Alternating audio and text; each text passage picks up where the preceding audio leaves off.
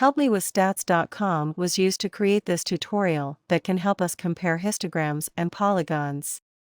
We can produce either a frequency histogram or a frequency polygon with any set of scores, but which display is preferred? The answer depends upon the scores. Consider the set of scores with their frequencies. Let's look at how a frequency histogram and a frequency polygon would display this data. In this example, the frequency histogram in the top panel is preferred over the frequency polygon in the bottom panel. With a small number of scores, the frequency polygon makes it harder to see the values of individual scores because of the way the lines are connected.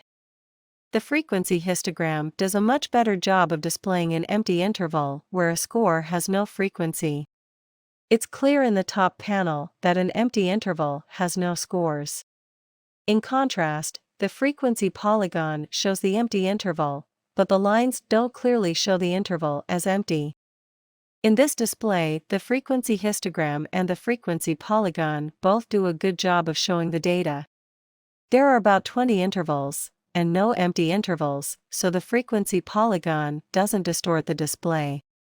In this display with a large number of intervals, the frequency polygon is the preferred method because it produces a smooth curve.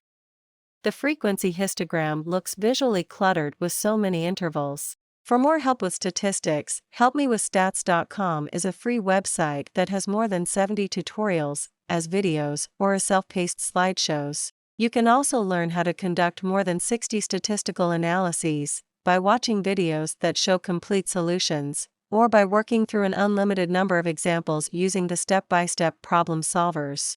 Finally, you can access a comprehensive stats textbook with more than 685 review questions. Thanks for watching. If you find these resources valuable, please share with your friends, teachers, and professors.